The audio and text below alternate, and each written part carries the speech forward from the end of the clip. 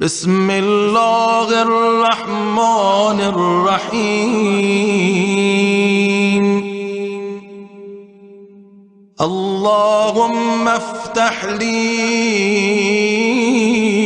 فيه أبواب الجنان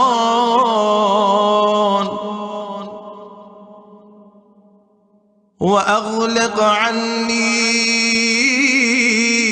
فيه أبواب النيران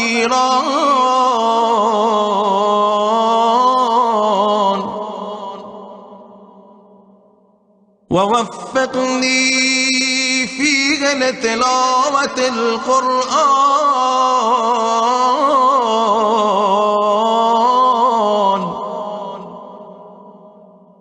يا منزل السكينة في قلوب المؤمنين.